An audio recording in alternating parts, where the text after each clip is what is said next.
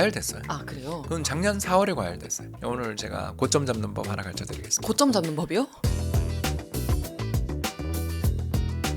AI 하면은 저희가 근로자로서도 걱정하는 것들이 있지만 이슈가 있는 게 있지만 투자자로서도 또 굉장히 이해관계가 많이 걸려 있으세요. 뭐 엔비디아에 투자를 했다거나 아니면 관련 국내 작은 주식에 투자했을 수도 있고요. 투자자 관점에서는 지금 좀 과열된 게 아닌가. 과열됐어요. 아, 그래요? 그건 작년 4월에 과열됐어요. 오늘 제가 고점 잡는 법 하나 가르쳐드리겠습니다. 고점 잡는 법이요? 네, 고점에 잘 빠져나올 수 있는 방법 아. 또는 남이 고점 잡는 걸 볼 수 있는 방법 가르쳐드릴게요. 한 명의 사람을 신격화할 때 기업의 세계에서 어떤 사람을 특정 사람을 우상화할 때 그 뒤에 그렇게 좋은 일을 제가 본 적이 없다. 가장 대표적인 경우가 2000년 제거 웰치였어요. 제거 웰치 책이 뭐 베스트셀러가 되고 제거 웰치가 그 회사를 경영하고 있던 GE 제너럴 일렉트릭이 세계 시가총액 1위 자리를 지금 109등 정도 합니다. 그때 너무너무 이 사람을 찬양하고 이 사람처럼 하면 된다는 게 전 세계의 흐름이었는데 저는 그때 너무 찝찝하더라고요. 제너럴 일렉트릭이라는 회사의 실적이 이렇게 꾸준히 단계적으로 어떤 위기가 닥쳐도 우상향하는 게 말이 되는가. 나중에 밝혀졌죠. 회계적인 어떤 그런 게 있었다라는 게 다 밝혀지고 그 사람의 이제 명성은 죄송합니다만 정말 땅바닥에 처박혔습니다. 그 뒤에 이멜트를 비롯한 수많은 뛰어난 경영자가 나와서 열심히 노력하지만 제너럴 일렉트릭의 시가총액 순위는 109등가에 지금 떨어져 있어요. 지난달 기준 109등이었습니다. 제가 하고 싶은 이야기는 뭐 엔비디아가 무너진다? 몰라요. 그건 모릅니다. 제가 이야기하는 건 주식시장에 그런 신호가 나올 때는 일단 한번 생각해 봐야 된다. 뭐냐? 저 사람이 잘한 것도 있지만 운도 따랐던 거고 또는 지금은 시장의 참가자들이 약간 과열된 것도 있을 수 있는데 저렇게까지 한다고 싶은 순간 있죠. 올해 초에 다치 장관 할 때 일론 머스크 흐름 혹시 기억나세요?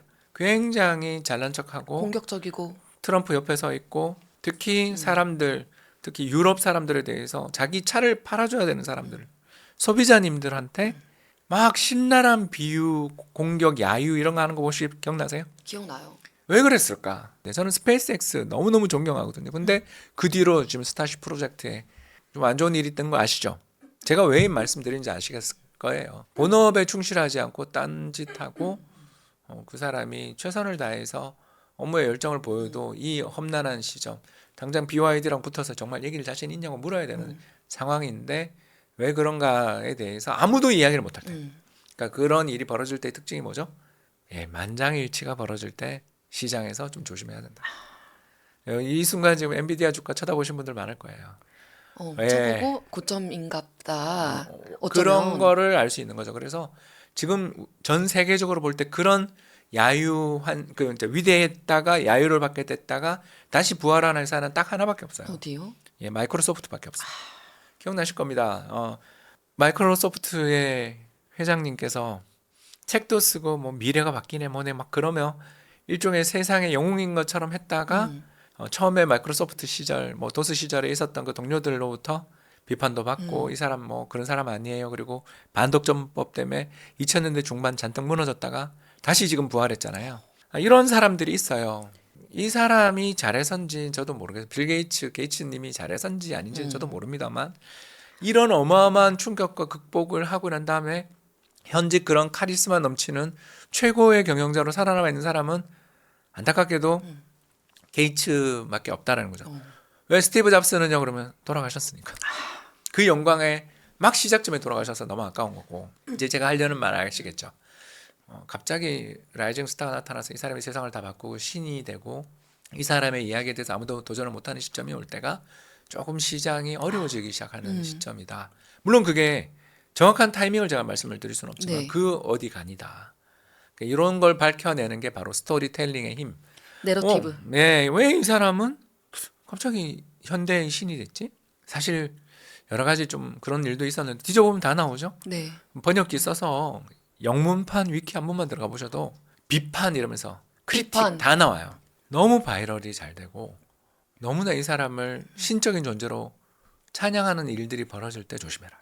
그때 적절하게 다 팔라는 게 아니고요. 잘 실현을 해라. 우리 2023년 2차 전지 때도 그러지 않았어요? 우리는 무조건 가는 거고 3원계 배터리가 세상을 잡을 거고 중국의 LFP는 저거는 말도 안 되는 기술이고 CATL은 쓰레기고 망한다. 그럴 수도 있죠. 그쵸, 그러나 미쳤었죠. 모든 크리틱을 반박하고 모든 크리틱은 잘못됐고 우리만 오라라고 할 때 투자가 되게 위험해진다라는 거죠. 그런 걸 저는 알거든요. 그렇기 때문에 그런 냄새 맡는 법, 그런 징후를 판단하는 법, 그런 내러티브가 시장의 모든 반론을 집어삼키는 시기. 그걸 찾는 법이 구글 트렌드잖아요. 그쵸. 예, 그러면 구글 트렌드의 그 올라가는 속도들을 보면 대략 그거 나온 다음에는 안 좋은 일이 더 많아요. 너무 좋아하는 사람이 많으면 안티를 부른다. 요거 꼭 말씀을 드리고 싶었네요. 그러니까 투자판이요. 사실 우리가 되게 다른 세상이라고 생각을 하지만 그냥 그 연예 쪽, 사회 쪽, 왜 뉴스 탭 들어가면은 정치, 경제, 연예, 뭐 스포츠 이렇게 쫙 있잖아요. 다른 분야하고 크게 다르지 않아요. 좀 이상한데 왜 이렇게까지 사람들이 막 추종하고 추앙하는 그런 분위기가 됐지? 하면 또 그 주가도 막 세상 절대 내려오지 않을 것처럼 얘기되면은 그게 어쩌면 그 과거의 흐름을 봤을 때 어떤 위험 신호일 수도 있다. 아닐 수도 있지만 와, 정리 요약의 여왕이십니다. 되게 감사합니다. 잘하시네. 그 맛에 삽니다. 그런 내러티브에 대한 내용이 바로 돈의 흐름은 되풀이된다. 책에 있고요. 이 책에서 저희가 굉장히 또 눈에 갔던 부분이 실질 임금, 이 단어가 많이 나요. 실질 임금. 미국의 실질 임금이 하락하면 경계하라라고 말씀하셨는데 특별히 미국의 실질 임금 이걸 강조하신 이유가 뭔지도 궁금해요. 그리고 실질 임금 하락을 불러오는 주요한 원인이 인플레이션, 물가 상승이라는 점도 중요한 포인트인 것 같은데 실질 임금 강조하신 이유부터 먼저 말씀해 주실까요? 우리나라 주력 산업이 다 네. 공급과잉이라 그래요. 바로 뼈를 때리고 시작했죠. 그렇죠. 자동차, 조선, 철강, 화학, 반도체, 스마트폰, 중호장대. 중후장대 그리고 투자 엄청 많이 했고 그렇죠. 협상력 없죠. 왜 협상력이 잘 없냐면 네. 독점을 하면 좋은데 애플이나 뭐 약간 예전에 테슬라 그러니까 상징이 되던 시절 있잖아요. 그러니까 팬클럽이 있는 시절에 제품들은 지금도 팬클럽은 강한데 제가 말씀은 권위를 도저히 아무도 이야기하지 못하고 모든 자들이 그 회사를 따라하기 바쁠 때 그런 기업들은요 뭘 해도 돼요. 제가 좋아하는 아이유님이 그렇죠. 예, 그래서 아이유님은 어떤 노래를 만들어도 돼. 맞아. 왜? 아재 팬들이 있잖아요. 저 같은 사람들이 맨날 스트리밍 하고 있어요. 왜? 나오면 좋으니까. 그냥 돌려들어요. 그러다가 옛날 쭉 가다가 분홍신까지 간단 말이에요. 그런데 라일락도 듣고요. 근데 그런 시기가 좀 지나면 이제 일반적인 제품이 되는 시기가 올 때가 있어요. 물론 아직 아이폰이 그 자리를 내려왔다는 건 아니지만 테슬라는 내려온 것 같잖아요. 그러니까 그 아우라가 약간 퇴색되는 시기들이 오면 이제 그때가 범용 제품이자 가격 경쟁의 시절이 오거든요. 대중화. 거기서 한국이 되게 잘하죠. 한국의 특징 아니겠어요? 그 시장을 피바다로 만드는. 그러니까 요새는 중국이 묻었다 그러는데 옛날에 한국이 묻었다 그랬어요. 그랬었어요. 스마트폰 시장이 그랬죠. 그쵸, 그래서 사실, 스티브 잡스가 그렇게 삼성전자한테 너 특허 훔쳐갔지 그러고 공격했던 거 기억나실 겁니다. 맞아요. 그러니까 이런 일들이 벌어질 정도로 우리나라 한국 기업들은 잘하는 게 있어요. 뭘 잘하냐면 값싸게 대량 생산을 되게 잘해요. 당장 여러분 한번 생각해 보시면 알겠지만 BYD가 절대적인 가격 경쟁력을 가지고 왔지만 우리가 딱 우리나라에서 이렇게 차를 산다 그럴 때 제일 먼저 중요한 게 뭐예요? AS라고요. 아니 뭐 급발진이든 뭐든 근데 그 AS부터 시작해서 회사에 대한 품질에 대한 신뢰성을 갖추고 있으면서 적절한 가격 떠오르는 회사가 벌써 몇 개 없어요. 왜냐하면 신뢰도 가지고 있으면서 적절한 가격이라는 걸 만들어내는 게 굉장히 어렵거든요. 근데 그걸 우리는 죄송합니다. 엔지니어를 가라 잘 만든단 말이에요. 그쵸. 그러니 공급 과잉을 엄청 잘해요. 그리고 불황에는 힘들다가 호황이 오는 순간 물량 밀어내기로 시장을 장악하고 그때마다 세계 시장에 있던 경쟁자들을 무너뜨리는 그런 전략을 한국이 쓰는데 네. 내수 시장은 어차피 지금 요새 정치적 불확실성 때문에 내수 시장은 잘 안 되지만 어차피 성장성이 없어요. 맞죠. 그래서 쪼그라들고 해외 있어요. 시장에 나가서 먹고 사는 게 우리나라 기업들의 유일한 목표인데 세계 시장의 수요가 조금이라도 늘어나면 우리는 세계에서 제일 좋은 나라. 왜? 물량을 작듯 준비해놓고 가격 할인도 팍팍 해줘. 그리고 다음번 물량에는 눈치보다 올려. 요런 걸 되게 잘한다. 그렇기 때문에 선진국의 유럽이나 미국이나 이런 나라에서 수요가 조금만 늘면 한국이 세계에서 제일 좋고 반대로 2008년, 2020년, 2022년 아유 자주 돈다. 아무튼 불황이 올 때마다 우리나라 수출은 마이너스 20% 기본으로 간다. 왜? 깎아주거든. 물량 떼기를 하며 깎아주거든. 그러면서 요 시기에 요즘 과점이라고 그랬잖아요. 몇 개 네. 없으니까 경쟁도 몇 개 없으니까 아 저기 지금 트럼프 대통령 관세도 부과하고 그러는데 중국산 쓰실 거예요? 저희 깎아드릴 테니까 우리 거로 갈아타시죠. 이걸 되게 잘하는 나라다. 여러분 이해되시죠? 이런 나라의 입장에서 선진국 시장, 미국이랑 유럽 시장은 뭐 목숨을 건 곳이다. 중국 이미 한한령으로 쫓겨난 지 오래됐는데 무슨 뭐 중국 시장 수요 따위는 중요하지 않잖아요. 롯데마트, 이마트, CGV 자 다 중국에서 퇴출된 기업들 리스트. 얼마나 우리가 고통을 8년 동안 겪었다. 8년, 9년이 지나도록 아직도 중국 시장에서 우리나라는 전혀 초코파이 하나 제외하고는 되는 게 없다. 그렇다면 선진국 시장에 주의할 수밖에 없다. 그러면 선진국 소비자들은 어떨 때 지갑을 여는가? 미천이 든든할 때. 그쵸. 아, 돌아온 건가요? 지금 실질임금으로. 오르고 있죠. 왜냐하면 외국인 쫓아내니까. 하버드 대학에서 유학생 쫓아내는 판인데 빅테크 기업이 해외에서 뛰어난 인재를 데리고 올 수 있어요? 어렵죠. 지금 우리나라가 해야 될 일은 대통령님이 해야 될 일은 미국에 지금 쫓겨나는 유학생들 한국에 데리고 올 수만 있으면 오면 1년에 연봉 1억 나라에서 보장해 준다. 대학에 교수로 채용하면 그 오히려. 나라에 인센티브 1억 주겠다. 이거 하면 저는 찍어줍니다. 근데 아무도 안 하죠. 이걸 제일 잘하는 데가 어디냐면 싱가포르거든요. 지금 싱가포르 대학들이 그래서 엄청나게 올라오고 있어요. 그다음은 홍콩 대학들, 홍콩 과기대 이야기 들으셨죠? 네. 이런 식으로 막 돌아가는 거죠. 자, 그런데 이제 문제는 그거는 1급 인재들 이야기고 그냥 외국인 노동자와 외노자와 임금 경쟁하고 있었던 저임금 근로자들 입장에서는 투항상이죠. 이분이 나를 구원해 주실 거야. 지지율이 아직도 40% 나오는 게 이해가 안 되잖아요. 그게 다 이분들은 외국인 추방하는 순간 자기 임금 오르니까. 미국 임금이 오르고 있어요 지금. 오르고 그러니 있어요. 주가가 폭락하는 데다가 한마디만 말만 바꾸면 트럼프가 EU 관세 50% 했다가 오늘 취소할게 이러면 그날 주가가 올라요. 이상하잖아요. 우리가 저 사람들 바본가. 지금 트럼프가 또 딴 말 할 텐데 왜 저걸 주가가 저렇게 오르지? 이유를 이제 오늘 알았죠. 사람들의 살림살이는 아직 버티고 있으니까 실질임금이 오르고 있는 중이니 트럼프 마음만 바꿔 먹으면 우리는 바로 호황이다라는 생각을 투자자들이 하고 있는 거죠. 그러니 경제라는 것은 선진국 시장 어디 우리나라 지표 그렇게 중요한 지표가 없어요. 선진국 지표를 봐야 된다. 그리고 선진국 지표 중에서도 뭘 봐야 된다. 소비자들의 임금 동향을 봐야 되는데 그게 매월 첫 번째 주 금요일 우리나라 시간 토요일 날. 그래서 제가 주말에는 일을 안 하는데 그날 토요일 아침만은 일어나서 데이터를 정리하는 게 너무 중요하니까요. 중요하니까 제가 책에 QR 코드로 아, 그 데이터 찾는 법 다 넣어놨으니까 제발 한번 좀 사진만 찍으면 돼요. 정말 솔직하게 이야기할게요. 여러분 서점 가서 좀 찍어요. 좀 찍어서 인스타만 올려줘요. 맞아요. 서점 가가지고 QR코드만 찍어도 돼요. 솔직히 이야기할게요. 여러분 그 QR 코드 각 챕터의 뒤에 다 있으니까 그냥 찍으세요. 여러분한테도 저기 투자의 시식을 심어주시니까요. 심어주고 싶은 마음으로 사는 남자 그쵸. 홍 박사 되겠습니다. 기억해 주시길 바라겠습니다. 홍 대표님이셨습니다. 네. 자, 그러면은 저희가 중요하게 봐야 될 지표로 미국의 실질 임금 말씀을 해주셨고 그 실질 임금이 요즘에 오르고 있다까지 말씀 주셨고 월 초에 또 이게 나오기 때문에 매번 주말은 쉬는데 그때는 본다라고 정리를 해주셨고요. 자, 이제 국내 주식 얘기도 한번 짚고 넘어가고 싶어요. 사실 제 계좌에서도 국내 주식은 사실 어느 순간부터 빠졌어요. 사라졌는데 국내 투자자들이 이런 분들이 한둘이 아니죠. 미국 주식시장으로 막 빠르게 옮겨가고 있고 저뿐만 아니라 많은 우리 시청자분들도 마찬가지일 것 같습니다.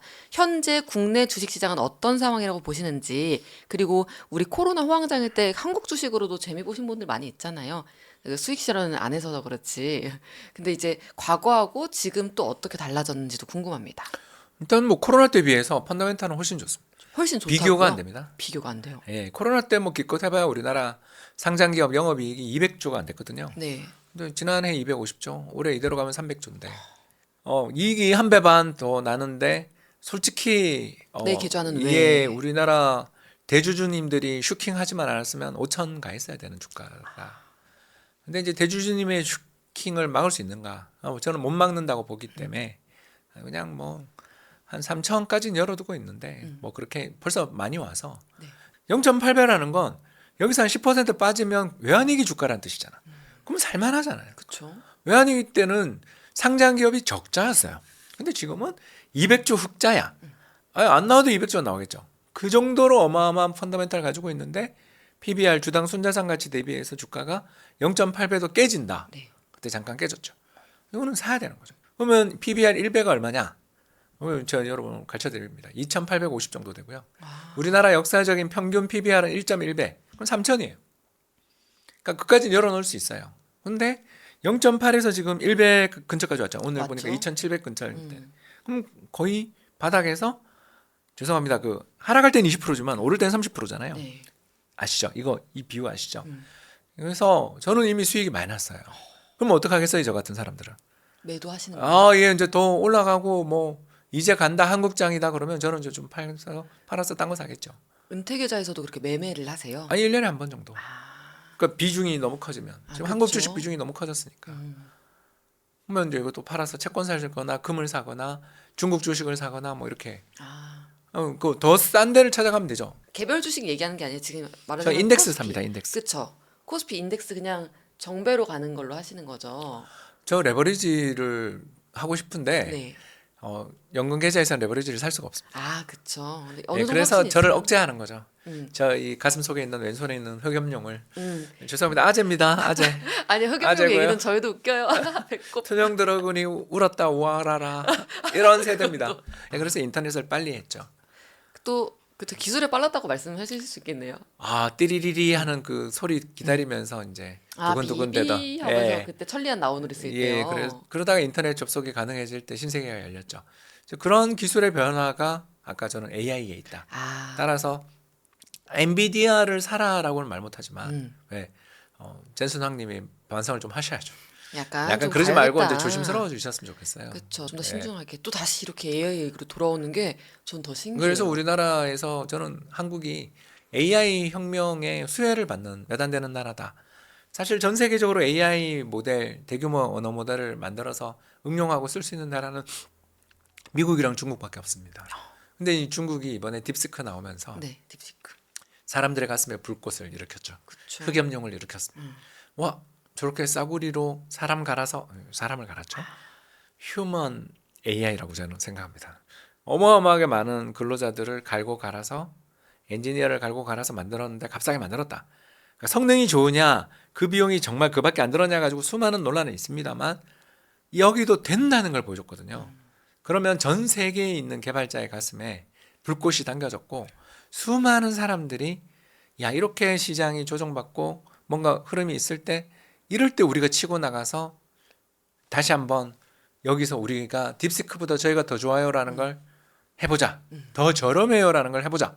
라는 사람들이 지금 우리나라도 엄청나게 많고 독일도 엄청나게 많을 거라는 거죠. 네. 저는 이 정도가 한계가 아닌가 생각하는데 이런 쪽에서 발생할 수요, 반도체의 수요나 이 관련된 연관되어 있는 전력 기자재, 배송, 배터리 등등 어마어마한 수요가 생길 가능성이 있기 때문에 우리나라도 미래는 있다. 다만 저는 싸게 사고 싶다. 그쵸. 왜? 개별 종목에서 너무나 배신을 많이 당했기 때문에. 아, 과거에 아픈 상처도 있으세요?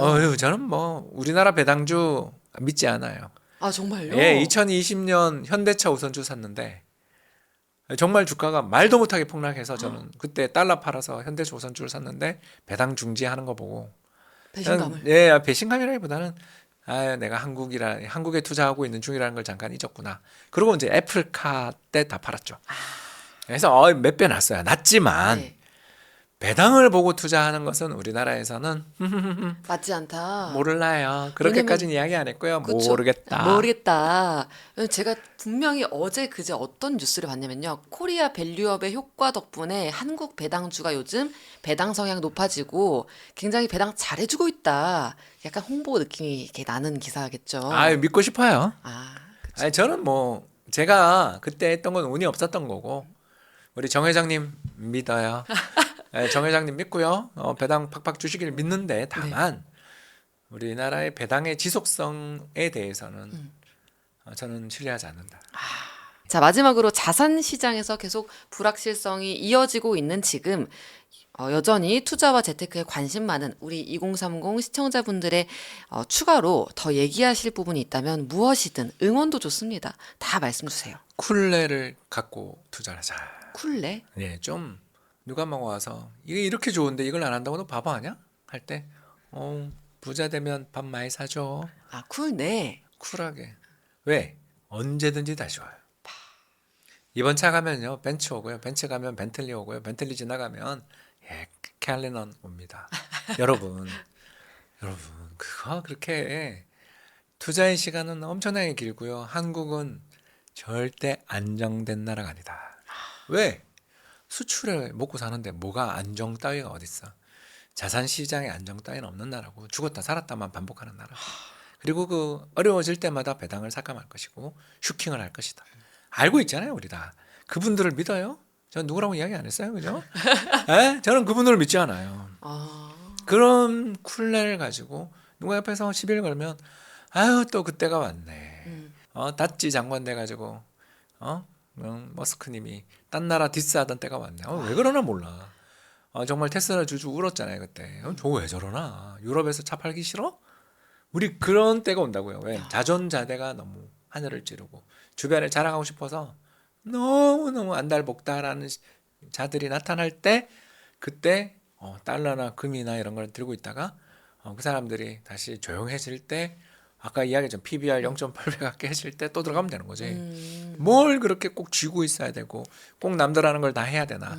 책은 쥐고 있어도 되는데 주식은 맞아요. 그렇게 꼭 쥐고 가는 대상이 아니다. 그쵸. 이 말씀 드리고 싶습니다. 정말 쿨 워터 향이 뿜뿜하는 느낌이었고요. 우디 향. 네.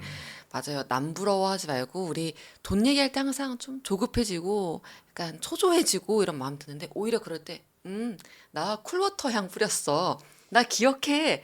과거에 젠수당 때 그 다 아는 그 얘기들 아니야. 또 뻔하네라고 얘기할 수 있는 거예요. 그날이 또 왔네. 그날이 또 왔네. 그 아까 말씀하신 요즘의 그 상황을 보면서 한 2008년 정도, 7년 정도가 떠오르신다고 한 것처럼 우리도 한 또 모르 자산 시장은 굉장히 격변을 하기 때문에 한 2030년, 40년 앞으로 이제 시간 많으니까 그때 가가지고 누가 막 유혹을 해도 2025년에 나 그때 봤잖아. 어피티 온에어에서 들었잖아. 그런 타이밍이 또 왔네라고 그때 가서 또 말씀하실 수도 있을 것 같습니다.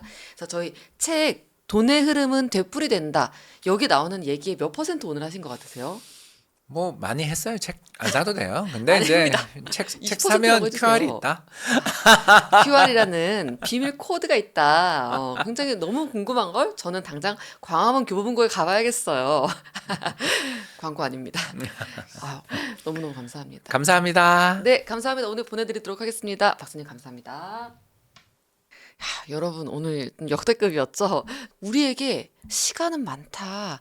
조급할 필요 없습니다. 행복하게 잘 사는 게 중요한 거잖아요.